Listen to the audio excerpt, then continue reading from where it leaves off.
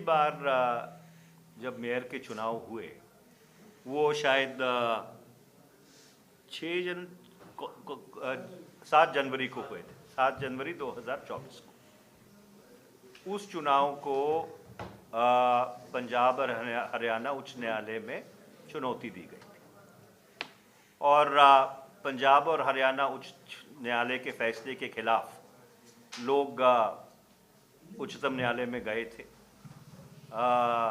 जो मेयर के साझा उम्मीदवार थे उनकी तरफ से याचिका दायर की गई थी और शायद भारत के इतिहास में और मेरे वकालत जीवन में पहली बार ऐसा हुआ है कि वोटों की गिनती उच्चतम न्यायालय का जो पहला बेंच है, चीफ जस्टिस का जो बेंच है, उसके संज्ञान में हुई और उस चुनाव को उच्चतम न्यायालय ने खारिज कर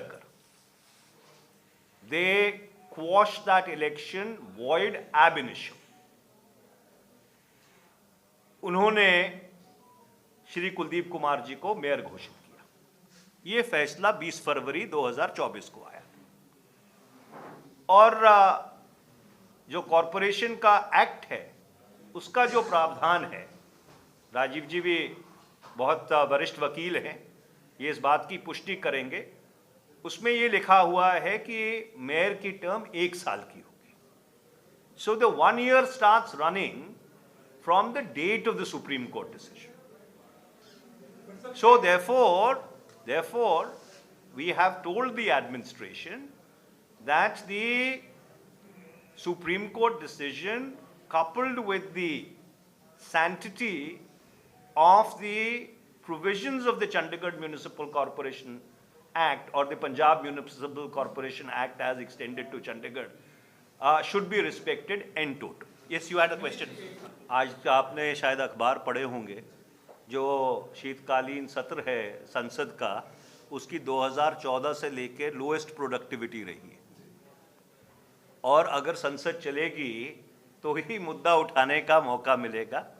मैंने निरंतर और लगातार प्राइवेटाइजेशन के ऊपर 0R के नोटिसेस दिए थे और ये बात मैं बिल्कुल साफ कर देना चाहता हूँ कि चाहे एयर इंडिया हो, चाहे जो बाकी ऐसे सरकारी क्षेत्र के संस्थाएं हैं और संगठन हैं, मैं विचारात्मक तौर पर प्राइवेटाइजेशन के खिलाफ रहा हूँ और इसीलिए जबकि वो उत्तरदायित्व चंडीगढ़ की सांसद का बनता था या चंडीगढ़ में जो लोग राजनीतिक तौर के ऊपर अग्रसर हैं उनका बनता था, उसके बावजूद वर्ष 2021 में श्री आनंदपुर साहिब से सांसद होते हुए मैंने उस मुद्दे को संसद के समक्ष रखा था।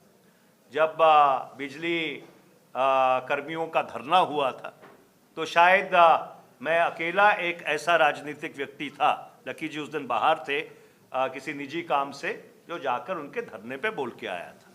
तो इसलिए हमारा बिल्कुल जो रुख है इसके ऊपर साफ है। पर हाँ, ये वास्तविकता भी है कि Punjab and Haryana high court का उसके बाद फैसला आया है, उस फैसले के ऊपर उच्चतम न्यायालय ने अपनी मोहर लगाई है, वो भी एक वास्तविकता है। पर जहाँ तक हमारा सवाल है, हमारी पार्टी का सवाल है, हम विचारात्मक तौर से ये निजीकरण के विरोध में रहे हैं। I hope that answers it fully. It is extremely unfortunate. What the central government has done is a complete travesty by not allowing access to individuals who want to see or question the transparency of the electoral process is most unfortunate and condemnable, for the lack of a better word. The fact remains that these amendments came after the Punjab and Haryana High Court directed that the petitioner in a case before the Punjab and Haryana High Court, who incidentally happened to be my All India General Secretary of the Youth Congress also, Mehmood Paracha, the court had directed that all the documents be handed over to him. And obviously, I think, since it's an ongoing litigation, the petitioners would obviously challenge this rule. This rule also has to be ratified by being laid on the floor of the House. Now, I'm not sure whether in the Representation of People's Act, it entails that it has to be laid on the floor of both the houses or on the floor of one house, because there are different provisions in different acts. I have not examined it, but I'm sure that since there is a provision that Parliament has to ratify it within 14 days, therefore, when Parliament meets for the budget session, this would be taken up on priority. बुनियादी बात यह है कि 2010 से लेकर 2014 तक मेरे ख्याल 45 करोड़ रुपया उस एयरपोर्ट की रेनोवेशन पे खर्चा गया था और फिर उस बिल्डिंग को डंप कर दिया गया। तो मैंने ये सवाल जब मैं श्री आनंदपुर साहिब से एमपी था जुलाई 2019 को श्री हरदीप सिंह पुरी जी से पूछा था, वो minister of state independent charge थे सिविल एविएशन के, और जो जवाब आया था वो बहुत ही चौंकाने वाला जवाब था कि that no money has been spent on the renovation, जबकि वो रेनोवेशन हम लोगों के सामने हुई थी। मैं लुधियाना से सांसद था उस समय, और उसके बाद जब मैंने दोबारा ये सवाल पूछा तो सरकार ने कहा कि 45 करोड़ रुपया इसके बीच 2010 से लेकर 2014 तक खर्च किया गया। So it's a clear case of misleading parliament. अब वो पुरी साहब ये कहते हैं कि जी इस सवाल में आपने 2010 से 2009 से 14 लिखा था, उसमें 2010 से 14 नहीं लिखा था।